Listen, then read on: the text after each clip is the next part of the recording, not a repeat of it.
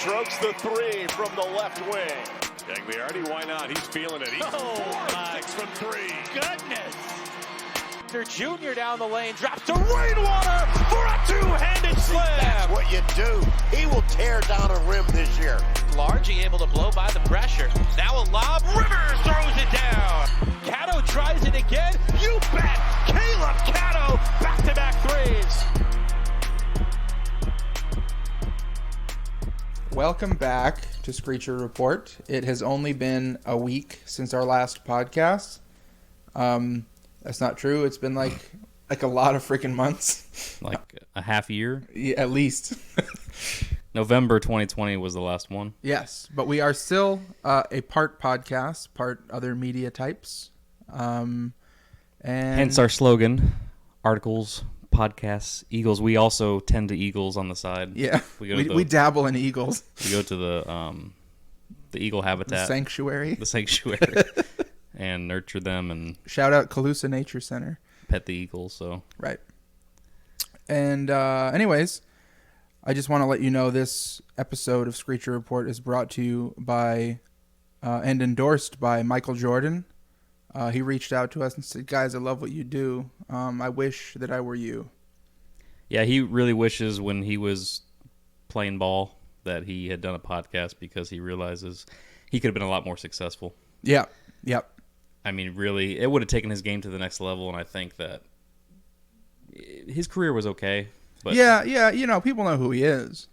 Well, I don't know why we're bashing our endorsement. So, Michael Jordan, thank you so much. Thanks, Mike. I want to be like you. No, in reality, this podcast was brought to you by Ish Smith, whatever team he's on now, the Knicks. Maybe the Kentucky Buzzards. Is that a team? Could be. Okay. No, if we did have anybody in the NBA endorse our podcast, it would obviously most likely be Brandon Goodwin. Yep. That's probably the only option from the NBA, but we got overseas options. That's true. This is endorsed by indirectly by Christian Terrell. We got Triple Cup Chase Fielder. Yep. And Marchetti Norelia doing big things. Have you noticed lately that like everything on whether it's a Snapchat advertisement or Instagram or something like that, it's always just some product for men specifically, like a dude wipe or a Dr. Squatch soap, or before that was Manscaped. Remember those Manscaped commercials that were just like a bunch of like penis jokes? I think that is all dependent on your browser history, buddy. So no, I know this is everybody, or at least every guy. They listen to us, man. Big Brother's listening. See, I was making a lot of money moves yesterday, trying to get my finances right, and now all my ads are like Fidelity and well, I get those too, and all your crypto, and your Weebles and your Robinhoods. But you can't tell me that you don't have advertisements telling you that if you buy soap, you will have an attractive woman soaping you up in the shower. I get that a lot where that woman's like just creaming over the soap that she's smelling. Yes. And he's like, I want a man to smell like this. The guy's like, my wife told me to get this soap and I smell good. Right. And it makes you want to buy the soap, right? Yeah. Yeah. Did you buy the soap? No, but I want to. Why don't you buy it? I may. Use Bitcoin. No. Mark Cuban accepts Bitcoin, though. You see that? Tesla does. I mean Dogecoin. Really? He's allowing you to use Dogecoin to buy Mavericks tickets. That's cool. That's really cool. Yeah, if you have more than one share of Dogecoin. Right. Well, I have 42, but that's only about $4. So you can get a hot dog at the Mavericks game. Maybe. That's with no condiments and no water. Right. They might charge me an extra Doge for an ounce of ketchup. An extra meme. Yeah. But anyways, enough about advertisements. This is an FGCU Eagles podcast, basketball specifically. Not affiliated with the school. No, never. No. So, just some off-season news, obviously. Some new players transferred out a bit ago, but nobody really totally unexpected. I guess you could say the most surprising would have been like Dom London, just because he's only 1 year with the team and would have had a bigger role next season. But at the same time, you're getting this extra year of eligibility if you transfer. I don't know if that stays with you if you don't. so he can go somewhere, and he did. And I don't remember the name of the school. Do you think this was all like a plot from the people running the NCAA? Like the grandmaster of the NCAA has a kid that's playing like college basketball, but he needed an extra year, so they used COVID to give him an extra year. Does having an extra year benefit the NCAA or benefit the players? That's the question. I would think both. Yeah. Because probably. when it comes back, the hype You know is who real. it doesn't benefit? The other players. Because now they have seniors who should have been gone who are now seniors with them. You know what I mean? It crowds this year and maybe next year more than it would have. Yeah, but the transfer opportunity's still out there. So. Right. So, but then, transferring is not always the best idea. Best decision. It's all, who knows how it is in hindsight. I think this is all a ploy to... A big, fat conspiracy. Yep. So, a couple guys transfer out. Seniors leaving. But a couple new guys coming in so far. Matt Halverson from Western Carolina. He's like 6'1"-ish. Looks really quick. Can have the ball in his hands, but for the most part, he's a scorer, shooter kind of guy. Pretty similar, actually, visually to Dom London. Just in the quick, confident shooter kind of thing. So, Dom with the program was up and down. It was 1 year as a COVID year. You don't really know how to accurately, look at that. But if Halverson can come in there and add, 10 points a game, which he averaged like 12 or 13 last year anyway. What conference was that? I don't know, but I'm pretty sure it's technically like better than the ASUN. Horizon League or something? Something. Big Valley? That sounds more right. Little Valley? Average size Valley Conference. The Arapaho League? That sounds like a tribe. It is. Oh. But yeah, 13-ish points, and he should, in theory, average at least that with us and just really strengthen the backcourt. Any thoughts on him from what you've seen? I've been slipping. Bay caught me slipping, and I haven't, done a whole lot of research, but I did see some edits and some highlights, and he did look like just a confident shooter, which is what we need with some of our senior-laden talent leaving. It's just a matter of – it's always a matter with new people coming in if they can fit the system and if they mesh well with the teammates, and that's what you hope for and plan for, but until you see them in action, it's impossible to predict. Yeah. And obviously, everybody hopes it works out really well. I don't. No, yeah. We like all these signings and transfers. I love chaos and just I live for chaos. Turmoil and disarray. No, I really hope he works out, and he's a senior, right? Yeah, he'll have 1 year with us. Grad or no? Grad, yeah. So he's a super senior. Yep. And speaking of super seniors, little diversion, but a little pat on the back to you. What did I do? You finally graduated. Yes, I did. Unfortunately, not from FGCU this time around. It was FSU, but we'll keep that on this podcast. Congrats. Thank you, sir. And thank you to all my listeners and supporters. You're welcome. Right. Another guy new is he's a big 6'8", 220 Carlos Rosario. He was a JUCO guy at Pensacola, I believe it is. Then where he actually was 3 years there, he had a medical red shirt. So then he went to McNeese State with our old fella, Zach Scott. The connection. Had a really good year there last year in his lone year there. 12 plus points, 12 and a half or something like that. And rounds up to 6 rebounds. A really good efficiency. It was like 70%. Don't quote me, but a really good just percentages from the floor. He's got post moves, clean looking, just a good set of moves down low. And actually, I saw highlights of him shooting threes. I don't think they were in a game really, but he has the ability, so we'll see if that's part of his game. But real quick, the benefit is he actually gets 2 years with us. He has 2 seasons of eligibility left, even though he's a little bit older. And I don't know if he's going to choose to use those or not, but just because of the medical red shirt and the COVID year, he gets 2 years with us, which is something that I didn't know at first. But what a bargain. What a bargain. Any thoughts? Yeah, speaking of that connection, it's not really a thought, but do you think this McNeese. Like, how did that work out? Because I don't think that's a coincidence that one Zach Scott left and went to McNeese, and then we got a guy from McNeese. Like, there had to be some sort of relationship there, probably. I mean, I don't think it hurts to, especially with, I don't, like, you could talk about how, Zach Scott's time with the program ended, in a lot of different ways, but I don't think there was any, like, ill will on either side. No, not ill will, but like, right. Hey, Zach Scott, I'm going. So that's what I mean. Is like I don't think Fly would have said to wherever he's going, like, would have not talked to them or would have been like, hey, you're getting a whatever kind of some negative thing about it. I think he would have. I think Fly genuinely likes Zach Scott as a dude and knows his skill as a player and his potential and stuff. So he would have given that reference to McNeese, and then in return, Fly's looking to add, looking to add a big, and it's like, oh, this guy's from McNeese. How's that?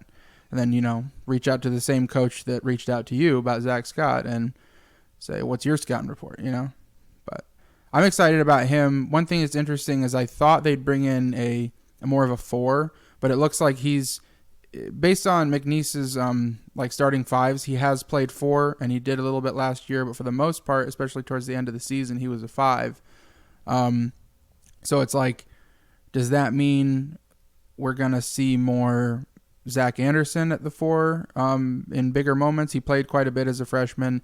Are we going to see Rivers develop and take on the 4 role as a starter? We're going to play small with a Largy or a Cyrus, or that's the same guy, with Largy or Cato at the 4, something like, the Large mock Cato. 4. Large Cato, a hybrid of both of those fellas. A hybrid of a cat and a human. And a large. I think what would happen is Rosario plays the 5 naturally.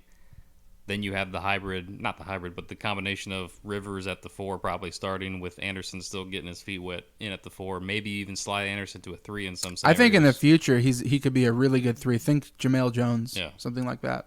So I think Anderson has some flex as far as 4, 3. Yeah, even it's gonna make for some even fun a 5, lineups. and when we're playing small. Yeah, I'd like to see that actually because he's quick, and so imagine it's a Draymond Green scenario when the Warriors sort of did that mold of we're gonna put this guy who's just really good on defense, can guard anything. Why not make him guard a 5, and then you force the other team, either you outrun the other team or you force them to play small, which is something they can't do like you can. So.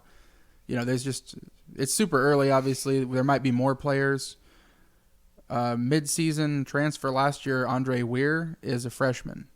Forgot about that dude for a minute. 6'10". Because remember they hyped him all up for it's because he was technically eligible to start last year. Yeah. But because they didn't, he's a freshman this year. He's considered part of this class.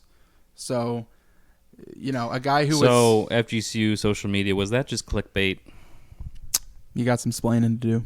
Because, we were Mr. Sinnott? We were like, Andre Weir, he's available tonight. And then he just sat in his hoodie on the bench. Right. But, that's a guy who had, I don't want to say a full off season because nobody had a full off season, but a true solid program like Richmond where he came from, that he experienced that, and then he experienced us for the second half of the year, and he still has, but he's coming in as a freshman, and he already has that head start.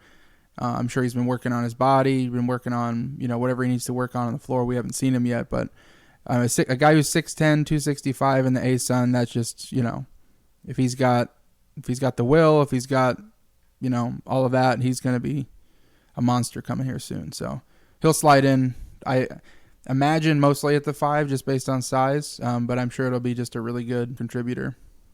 Also have at least one freshman coming in, and he's kind of the same mold as that Zach Anderson type, it seems, or wing. Jaheim Hudson, 6'6". Like, he's got meat on him. He's like 220. But so we'll see how he slides in. You never know. Didn't we hear about him before Andre Weir? Yeah, he was already, and he was a early signing. So he's been like, I remember hearing him what seems like a year ago. Yeah, it was about a year ago. Just in a few months, it'll be a year. But I haven't seen him like on the floor or on the bench, or am I just? No, he's a true freshman. Oh. Yeah. Okay, I thought he was a transfer. No, he's from Wheeler High School in Georgia. But I've got the opportunity to talk to his former coach, and I'm going to be doing those newcomer articles that I did last year coming up here soon. I'll probably start those in June.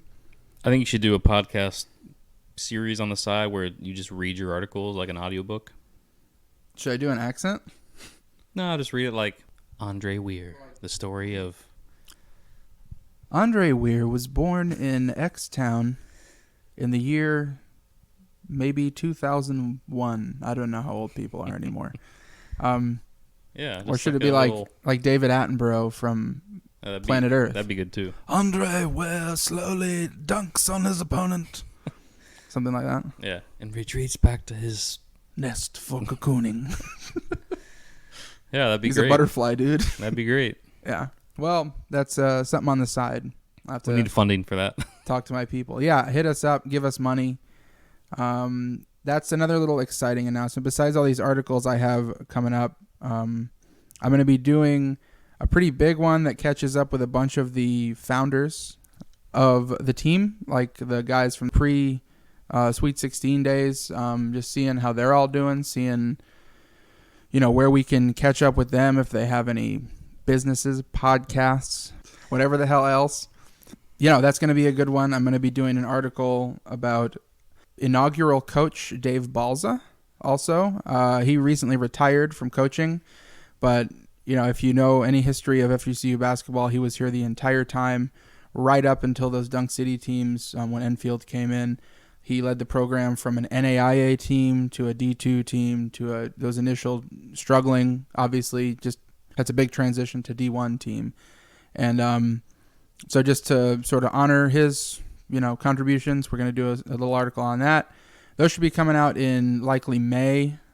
After that, we're going to be doing the newcomer articles, then transitioning to the returning players, catch up with them, see what they've been working on when everyone gets back together. And maybe have some guests in the off season. Of course, we'll try to talk to Coach. Yep, excited. Like I said, we can talk about the last season all day, but it was just kind of a weird one, and hopefully those days are behind us and we can have a more regulated, normal flowing season this year. Right, 32 games. It was just, we got our hopes up and things would change, and it's like you can't even predict anything. It was hard to get excited about things that should get you excited. Yeah. And it was real easy to get down even about things that should get you excited. Yeah. So it made it from a covering standpoint hard or harder, and then from a fan standpoint even harder than that. So. Yep. But we're here, and we're going to talk about it, and we're going to have a good off season and keep you entertained, if this is entertaining to you. It should be. It's free. It's free, dude. Unless you don't have Spotify, then you have to listen to maybe an ad, but... Yep. We usually put our stuff on YouTube. That nobody watches. Yeah, nobody also would ever put an ad on that. YouTube wouldn't do that. So if you don't want ads and you don't want to pay for things, go to YouTube. Unless you do it too much and they start putting Unless ads. you don't have unlimited data. Right. Go to the library or a McDonald's. And if you don't have Wi-Fi, then yes, you will have to go to McDonald's. Go to FGCU. If you don't have a car, you'll need a bike. And if you don't have a bike... You'll need a bus. You will need and then shoes. You'll need money. Shoes. Well, yeah, bus would work, but shoes, you can walk, you can run. You can walk on your bare feet. If you can't walk, we might be able to print out a transcript of our podcast and send it to you. Yeah, and we'll pay for the postage. If you can't read, then you can hire my sister because she's a TVI and she learned Braille and she can help you. I believe it's iTV. It's the new Apple product. Oh. And if you can't do that, then you probably aren't a human being. So I don't know about you. Going deep like that. I don't know about you. You're not even a human being. You're a humanoid Android. At best.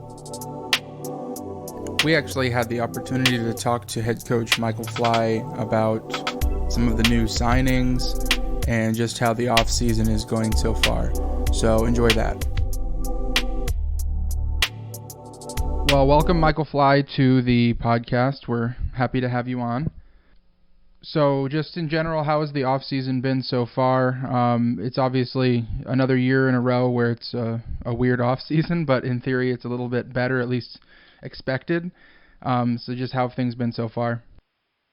Yeah, it's definitely better than last year when obviously we were all sitting at home. So that's a positive. But it's been good. We had all of our postseason kind of end of the year meetings like we do every year, and talk through goals with guys going forward. And I thought we had a really good postseason workout regimen. I thought guys got better and really spent time in the gym.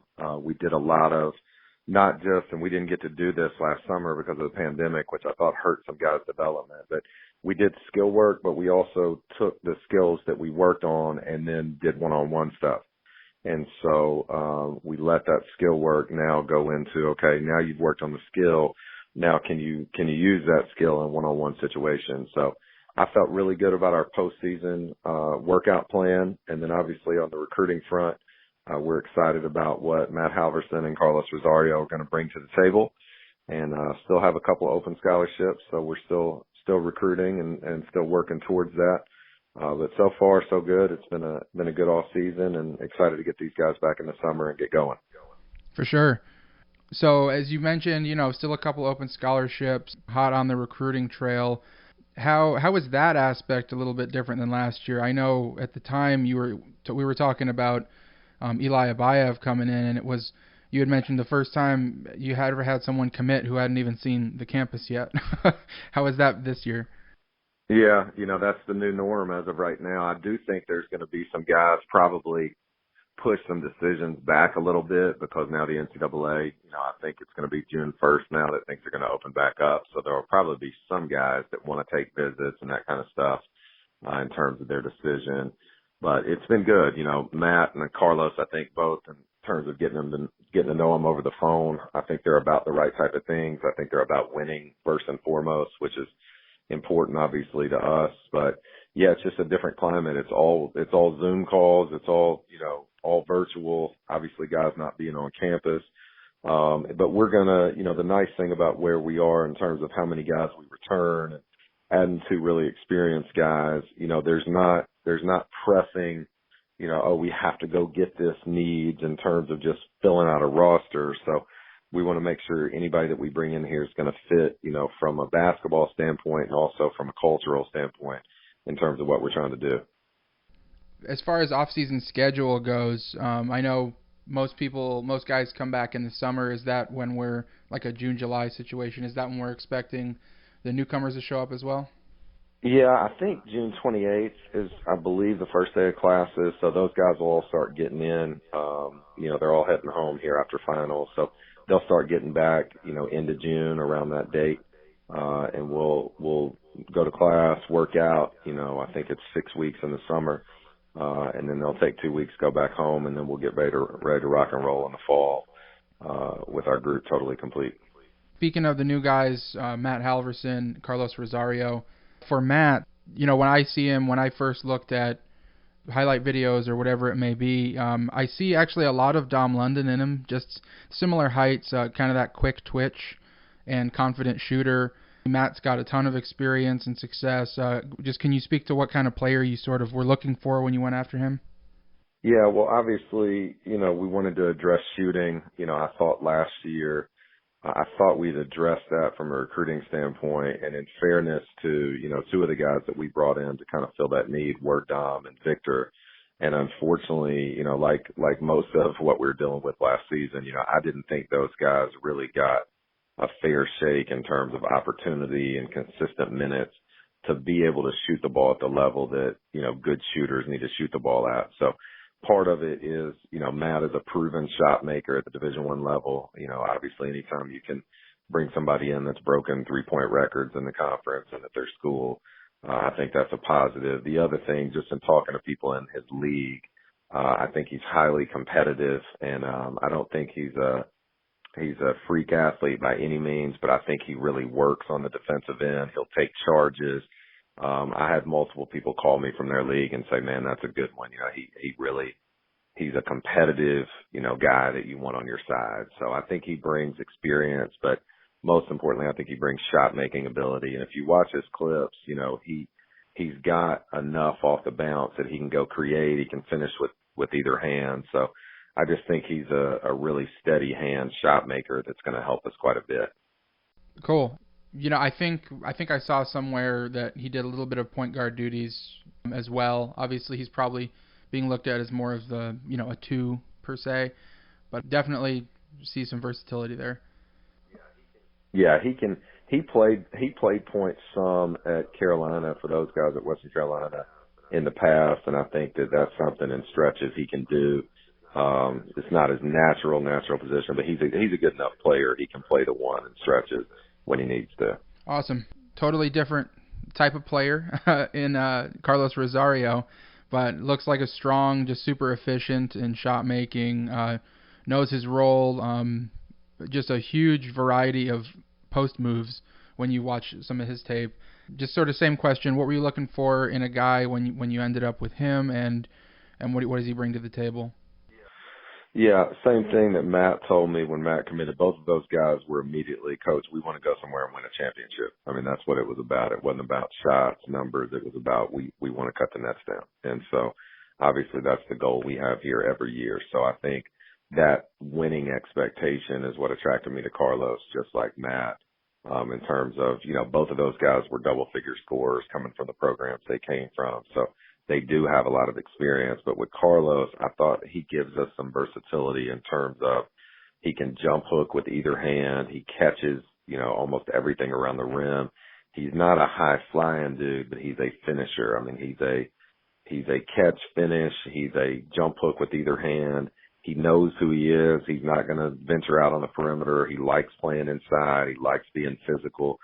So we think he brings us a lot of versatility, because what he allows you to do is, if Andre Weir continues to develop, and you've got Carlos and you've got Andre on the interior, Dakota becomes that much more versatile, because we're hoping he can start to shift up and play at the 4 some and still shift down and play, in a small lineup at the 5, but in a big lineup at the 4. And so it's great having, 2 kind of traditional back to the basket, jump hook, can throw it to him on the block guys, and Carlos and Andre, because I think it'll open up some things for Dakota. And that was one thing, that I thought hurt our team last year. We missed that whole summer session, and that was going to be really important for Dakota's development. And so, the COVID situation was not great for anybody, obviously, but I thought there were some specific guys in our program that needed that individual time, that individual development. So I think, Carlos, again, brings his own value to our team, but I think because of what he can do, it also increases, our versatility in terms of, like I said, Dakota being able to shift around and really just being able to throw, your offense is always better if you're not making shots, or your guards aren't getting to the paint. If you got somebody you can throw it to on the block that can go get a basket for you, it takes a lot of pressure off of your offense. And we haven't had a lot of that, to be honest with you, since probably Mark Norelia and Travius Simmons, where you could just throw it on the block. So that's kind of what our thought process was with Big Andre and with Carlos was, hey, those guys can really, really jump hook and finish around the rim. And then, like I said, I think it'll allow us to utilize Dakota in some different ways. We're super excited for, the season already. It's every year. Every time, season ends, it's like, all right, let's go to the next season. Anyways, we appreciate you hopping on, answering some questions, and yeah, as always, thank you very much. No problem. I appreciate you guys having me, and enjoy your summer. I'm sure we'll talk soon. Yes, sir. But thanks for listening, as always. We appreciate your support, and stay tuned for next time. Later. Later.